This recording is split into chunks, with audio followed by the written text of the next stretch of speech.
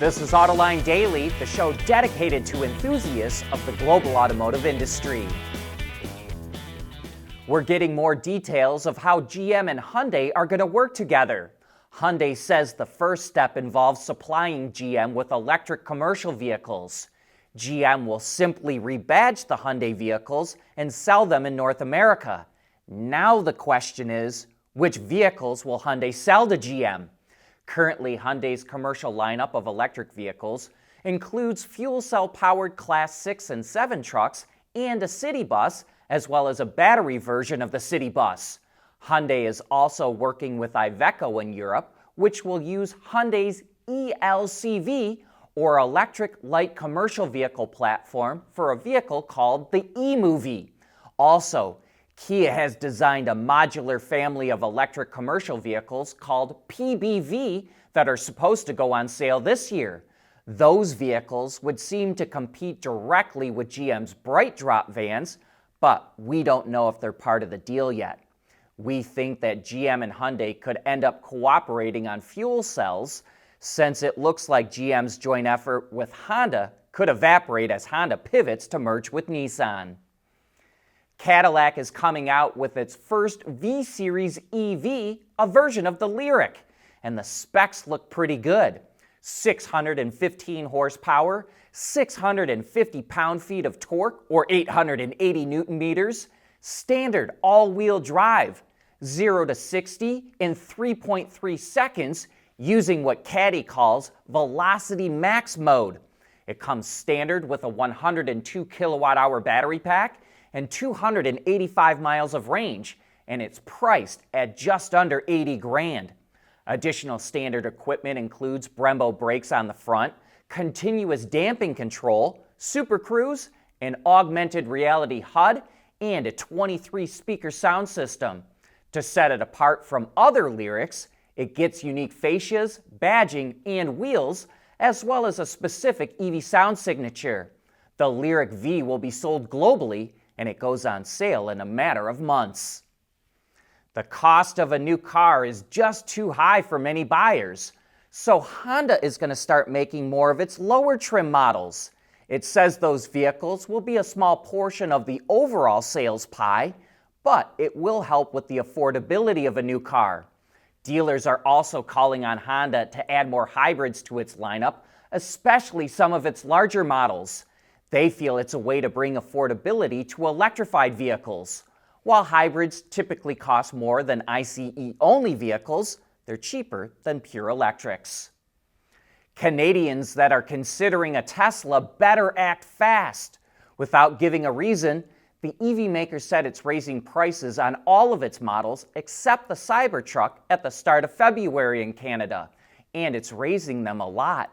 The Model S, X, and Y will see prices go up by 4,000 Canadian, while the Model 3 sees the biggest bump of 9,000 Canadian dollars. And that's on top of a $1,000 price increase that the Model Y saw in Canada earlier this month. The timing is especially impactful because Canada ended its federal EV incentive program, which offered 5,000 Canadian off the purchase of an EV, ahead of schedule last week due to a surge in EV demand. Although there are still several provinces that offer their own EV purchase incentives. But to us, this sounds crazy. So why do you think Tesla is raising prices at the same time that Canada is slashing EV subsidies? There's nothing wrong with heavy metal. Hey, lighten up. But with world-class composite material, Teijin Automotive Technologies makes vehicles lighter, safer, and more eco-friendly.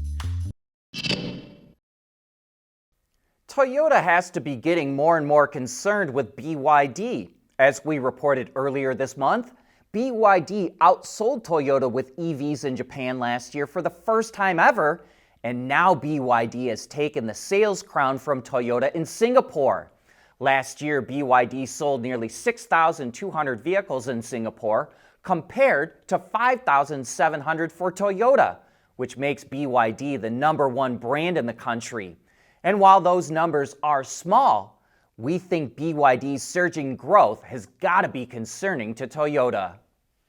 Investors are worried that Vietnamese EV maker VinFast financial troubles are going to start to harm parent company Vingroup.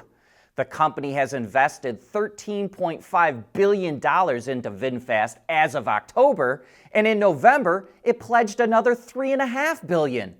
But through the first 9 months of last year, VinFast lost $2 billion, and since the EV maker went public in August of 2023, Vingroup's market share has been cut in half to around $6 billion.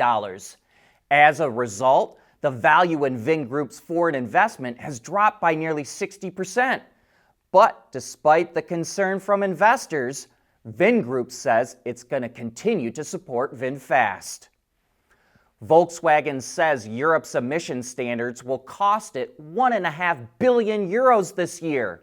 The automaker's head of investor relations said the costs include penalties for missing stricter CO2 targets, as well as having to sell fewer profitable ICE models in favor of EVs. And that could be made all the more difficult since the VW brand isn't launching any new EVs this year. The ACEA, which represents the European auto industry, has previously estimated that the EU's emission rules this year will cost automakers €15 billion. It's about 2 years behind schedule, but Formula E is finally introducing mid-race ultra-fast charging. Teams will be supplied with chargers that are capable of charging at 600 kilowatts, which is nearly double the fastest public EV chargers. They'll be able to add about 10% charge, or just under 4 kilowatt hours in 30 seconds. And it's that last part that's going to make things interesting. Every team has to do one of these mid-race charges, which are called pit boost. But team cars can't charge at the same time. Pit boost lasts 34 seconds, so it's significantly longer than a car just changing its tires. And only 2 crew members can work on the car during that time. So there will be a lot of new pit strategies this year, and Formula E thinks it will be more entertaining to watch. Jack Hollis, the Chief Operating Officer of Toyota North America, has decided to retire. He's only 58 years old, which is somewhat young for retirement, and in a written statement, Hollis said he's ready to take on other challenges. Automotive News reports that Toyota dealers were shocked by the announcement, since Hollis was one of their favorite executives. He'll be replaced by Mark Templin, who's 64 years old and who has extensive experience at Toyota, Lexus, and Scion. And you're not going to want to miss Autoline After Hours today, especially if you're involved in making EV batteries or have anything to do with manufacturing. We have MJ Hashem, the head of R&D from a company called Vivet, coming on the show. He's come up with a concept called RLP, or Repeated Layering Process, that does away with the linear assembly process that's been around for over a century. It's modular, it's low cost, and it can be easily scaled.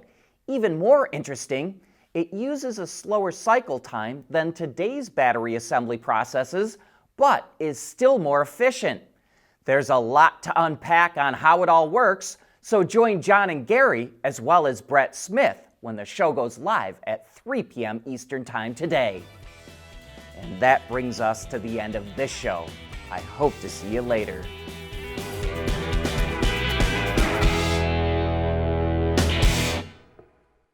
Autoline Daily is brought to you by Intrepid Control Systems. Over-the-air engineering boost your game.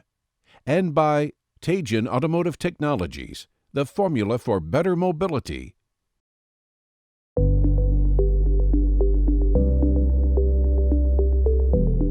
Developing today's vehicles, issues can happen in an instant. What good is knowing your problems without the data to solve them?